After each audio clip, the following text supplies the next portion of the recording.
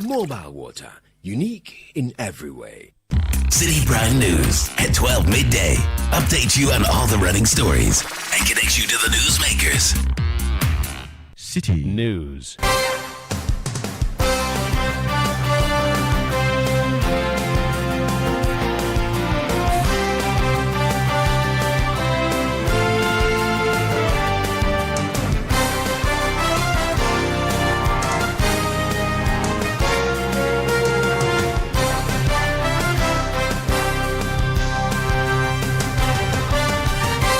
97.3 Citi FM, you're welcome to the midweek edition of the Citi Prime News. We're broadcasting live from our studios here in Accra. This afternoon, heightened concerns following another road crash on the Kumasi-Sunyani Highway, leading to 14 deaths. That stretch of the road is gradually becoming an abattoir for humans. Also in the bulletin, Kaswa market traders protest as local assembly moves to reconstruct the market. Without their action in any moment from now, it leaves us with no action than to protest. And when I say protest, than to protest what is called demonstration. Still on this edition of the Citi Prime News, Ho Regional Hospital described as death trap following unannounced tour of the facility by local traditional authorities. The hospital indeed is a death trap, let me put it that way. It's not fit for a place where patients have to be attended to, unfortunately. And later, Heritage Caravan enters day 4 as patrons experience Mole National Park in the Savannah region. You see it on telly, or you're seeing it in real life, so we like it. When we're getting down, he picked his gun. Yeah, I'm like, okay, wait, he has a gun. And my colleague was like, oh, if there's an attack or something, he can be able to protect us. All that and more coming up in this edition of the Citi Prime News, which is live in the Western region on Beach 105.5 FM and Sky Power 93.5 FM, both in Takoradi. In the Bono region, we're live on J Live 95.5 FM in Sunyani. In the Ashanti region, the Citi Prime News is on Focus 94.3 FM in Kumasi and Orange 107.9 FM in Kumasi. In the Volta region, we're on Revival 99.3 FM in Tajivu. Citi Prime News at 12 midday. Update you on all the running stories and connect you to the newsmakers. I am Charles Osukumi, grateful to you for choosing the Citi Prime News here on Citi 97.3 FM. Let's get into the details. The Mankranso District Police Command has raised alarm over a rising number of fatal accidents on the Kumasi-Sunyani Highway, particularly the Edujama stretch in the Hafano Southeast District. This comes after a head-on collision at Potikrom in the Ashanti region claimed 16 lives and left 5 others critically injured. A Ford Transit bus carrying 16 passengers from Kumasi to Drobo collided with an ambulance transporting a 1-month and 3-week-old baby from Drobo to Kumasi for medical care. Mankranso District Police Commander Superintendent Andrews Kofi Okoneje expressed concern over the frequent accidents along the highway. You know, as it was said, the driver was attempting to overtake a trailer. As to whether the trailer was also giving in by opening up to the rightmost edge of the road as per the rules, it's also another thing that we are yet to know. And unfortunately, we didn't even meet the trailer driver there. He's gone. Or just as the accident happened, he didn't stop. So we couldn't get him to even ask him anything. So, you see, what we can do is to be patient whenever we are doing everything, not only driving. This is in town. And before you get your license, you get the DVLA manual that is given to us to guide us in driving. And it is specifically stated there that when you get to places of that kind, you slow down to 50 kilometers per hour. So I sincerely believe that if the speed limit by the two vehicles was about 50 kilometers per hour, there may be a head-on collision, but this might not be the result. Almost everybody, and especially complaining about speeding around the areas. And in fact, there was a question that accidents used to happen on that stretch of the road. It's very true. That stretch of the road is gradually becoming an abattoir for humans. You heard the Mankranso District Police Commander Superintendent Andrews Kofi Okonenje. Well, let's stay with this particular story. Our Ashanti Regional Correspondent Bright Yeboah is currently at the accident scene and has joined us via telephone. Good afternoon to you, Bright. Describe the nature of this road for us. Good afternoon, Charles. So I'm currently standing right in the middle of the Sunyane to Kumasi Road, particularly the Potikum community where the accident claimed 16 lives yesterday around 1 p.m. It's a tarred road, major road, tarred, very good, in a very good shape currently.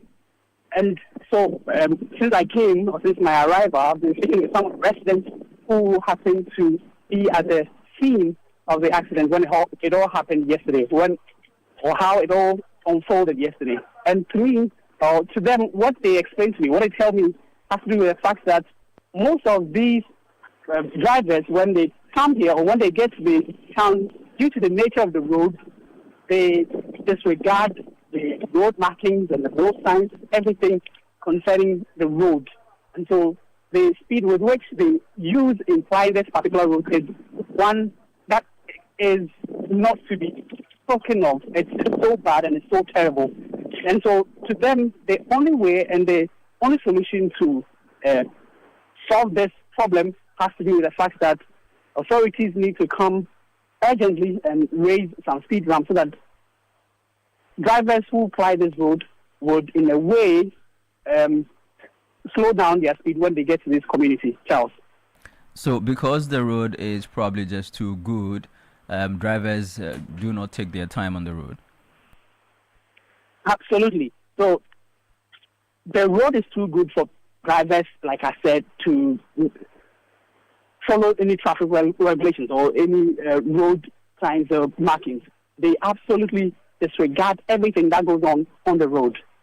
Ciao. Thank you very much, Bright Yeboah, our Shanti regional correspondent, currently at Potikrom, where a head-on collision has resulted in the death of 16 people.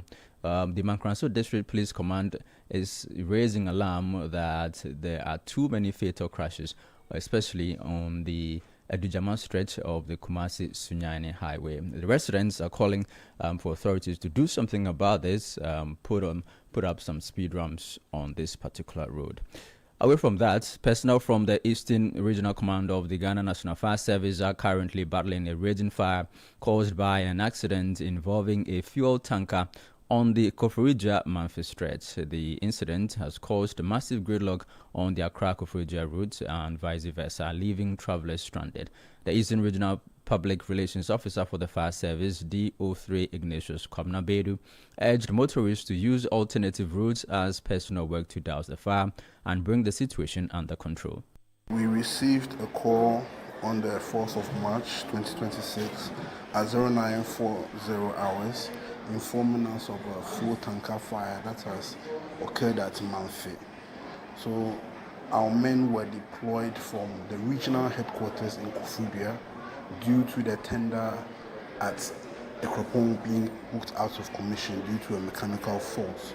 So they got to the scene at 10:27 hours and they are fighting the fire to extinguish it as we speak. Fortunately, we've not recorded any casualty, loss of life or death. So my advice to motorists will be to use alternative routes to their destinations and to steer clear of the incident scene.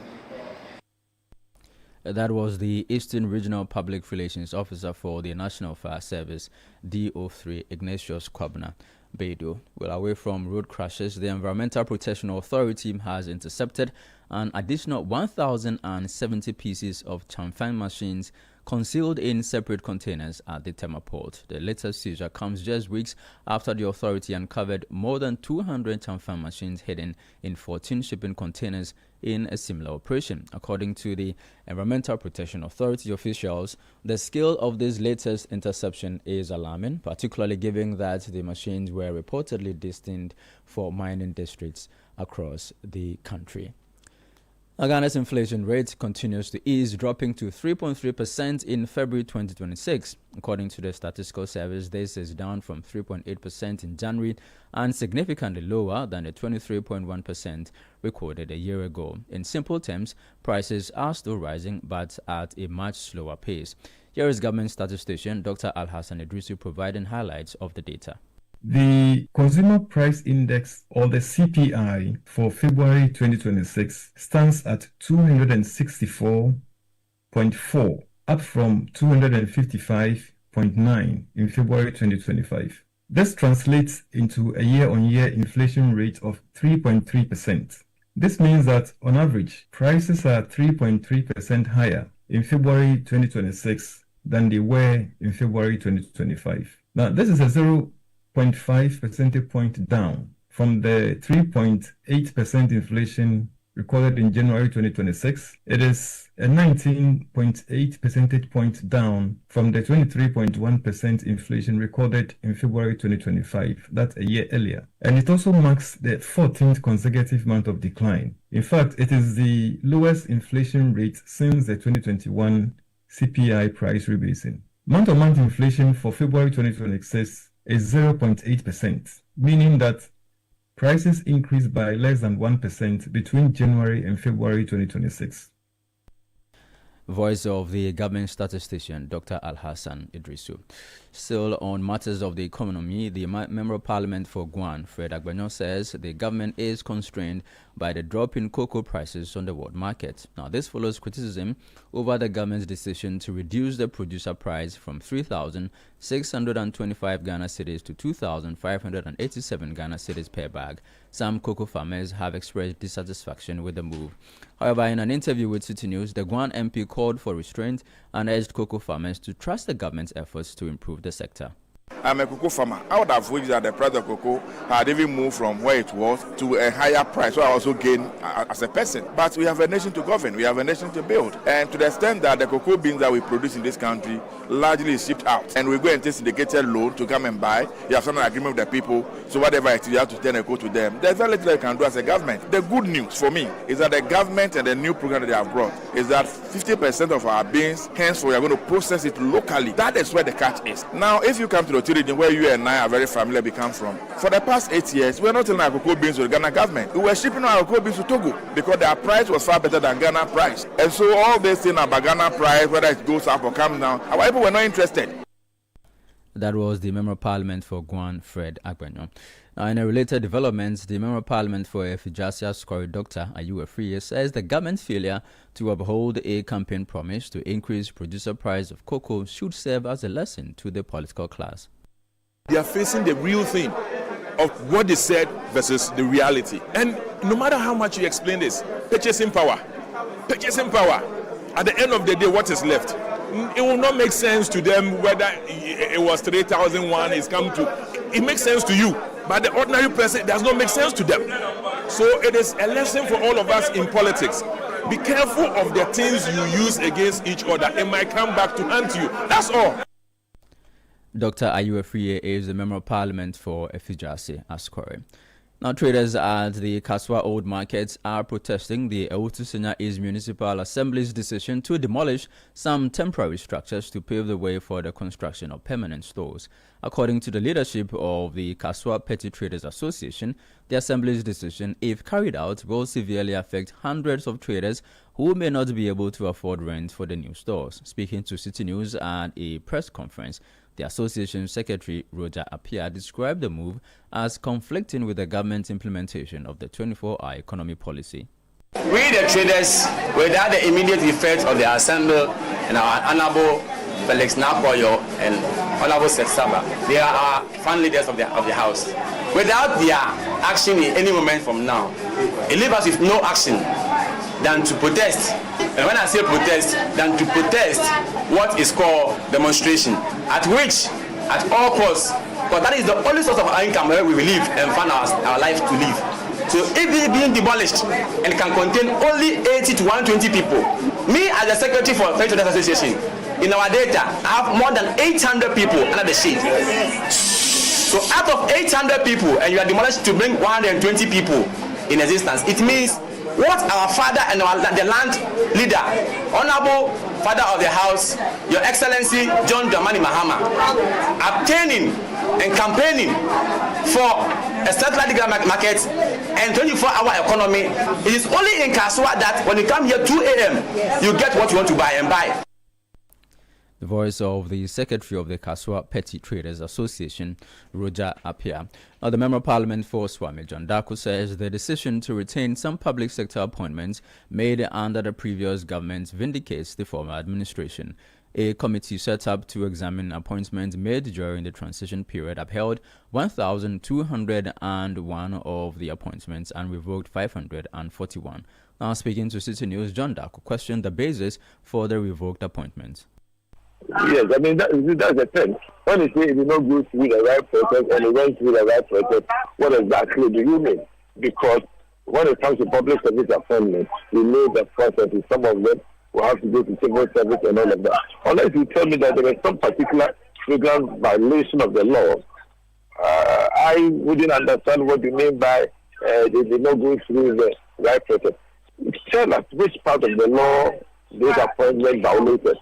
And I'll be first person to concede. You heard the Member of Parliament for Swami, John Daku. You are still listening to the City Prime News on 97.3 City FM. In the northern region, the news is live on Radio Bimbila 91.9 FM. In the Upper East region, we're on Pure 100.5 FM in Avrongo and Boga 102.7 FM in Boga Tanga. In the Upper East region, we're on Tunsong 97.3 FM in Wa and Drapa 96.1 FM in Drapa. Still ahead, the Heritage Caravan enters day 4 as patrons experience Mole National Park in the Savannah region. We have details shortly. Please stay with us. City Prime News at 12 midday. Update you on all the running stories and connect you to the newsmakers.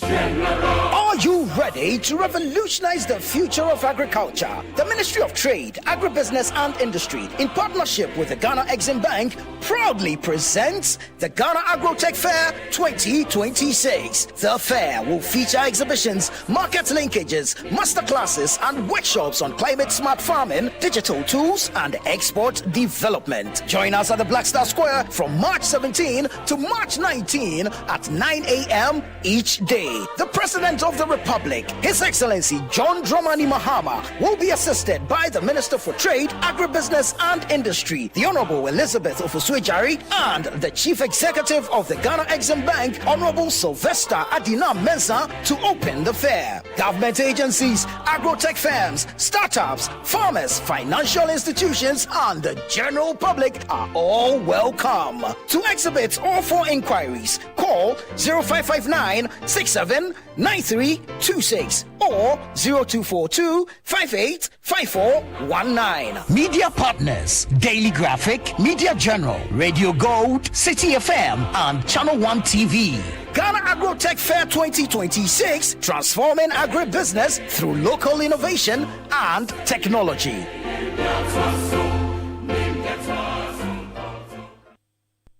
City Prime News at 12 midday. Update you on all the running stories and connect you to the newsmakers.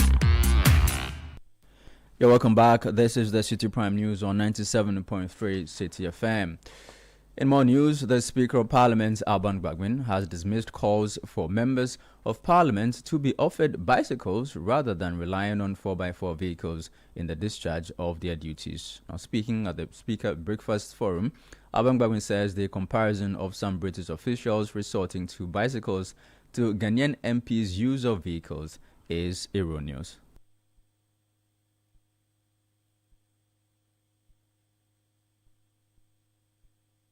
Recently, I listened to some of our senior citizens on GTV talking about MPs being given bicycles, not cars or four-wheel drives. The MPs have no problem with being given bicycles because you have been reducing a lot of load from their heads. Because with a bicycle, you know how far you can reach. But it's because of this missing link between Parliament, the MPs, and our citizens that will inform a very senior person to, on TV, call for bicycles to be given to MPs. And when you want to compare, it says, oh, but in UK, we see the Prime Minister idea bicycle. Well, the speaker also urged the youth to aspire to be members of parliament rather than leaving the slots for the aged. So almost every politician now is becoming a communicator. And you see the young ones all struggling to be on air. I heard some people saying that the young ones should hold on. We cannot wait. You are in Korea. Don't hold on at all. Try to come there because we need the young ones more in parliament than the aged, where we can be tapping your wisdom instead of trying to force you to energize the ground.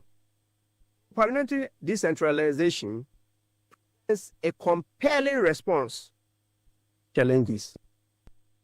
You heard the voice of the Speaker of Parliament, Alban Bagbin.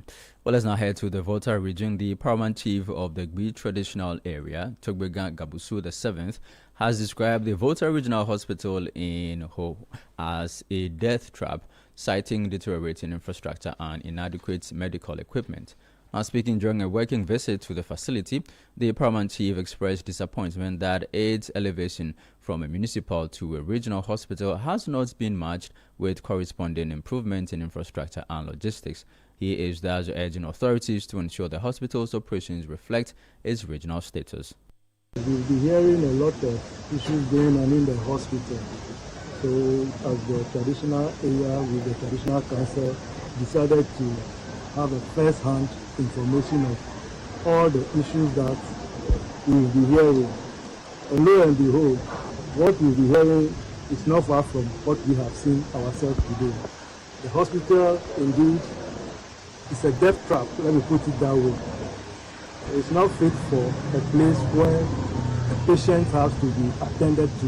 Unfortunately, the facilities we have seen over here today are not facilities for a regional hospital status. These are facilities for districts. And as a matter of urgency, we are calling on the authorities, our MC, the MP, the regional minister, the health minister, to do something urgently.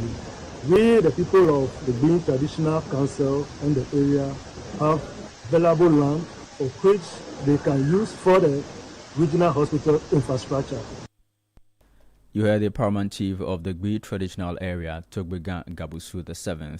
Now, the administrator of the Volta Regional Hospital, Divine Aki, added that the facility operates without a dedicated surgical ward and an intensive care unit, a situation he admits is a major setback for the hospital of its status.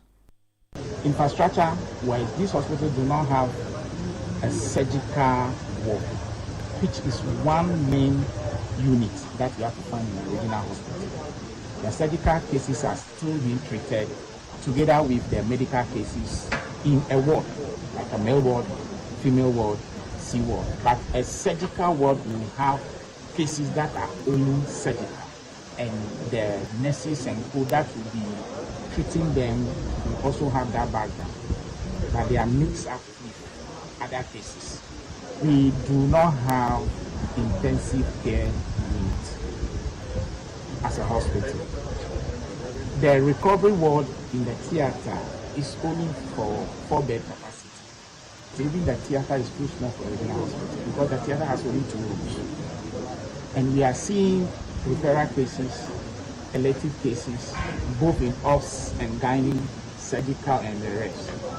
So the current theater is inadequate for a regional hospital.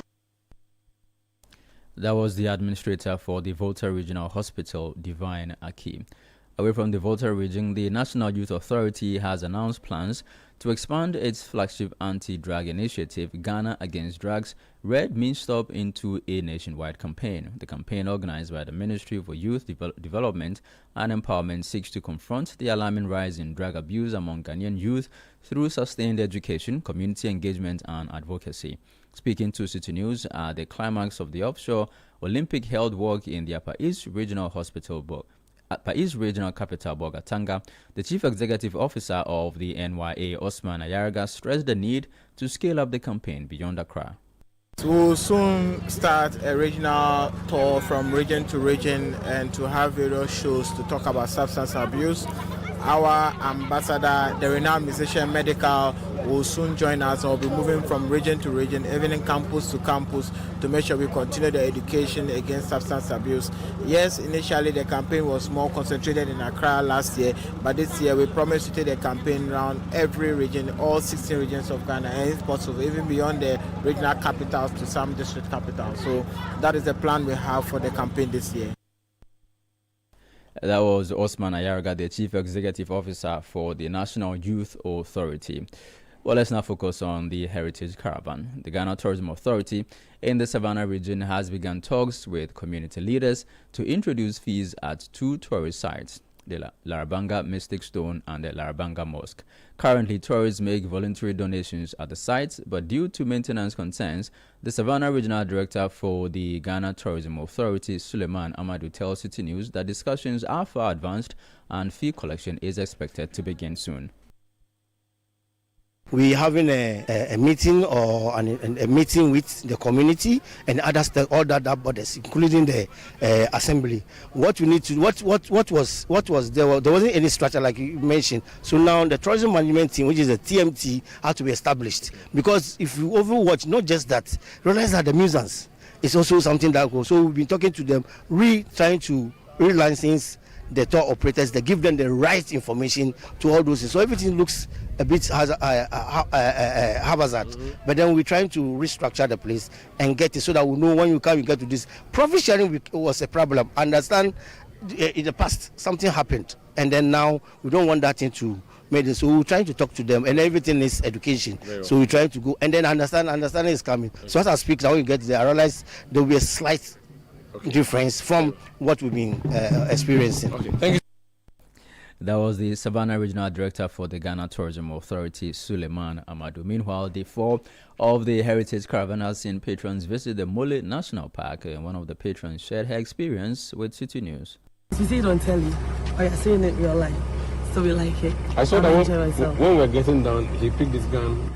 Had a different I'm like, okay, wait, he has a gun? That's the question. Then my colleague was like, if there's an attack or something, he can be able to protect us.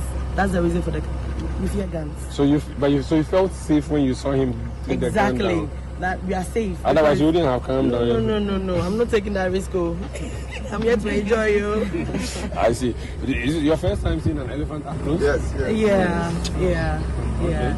And the crocodiles, that ones you touched them yesterday. Yeah. But these are not the ones you can touch. This is not the one. Yeah. These ones, they're too wild.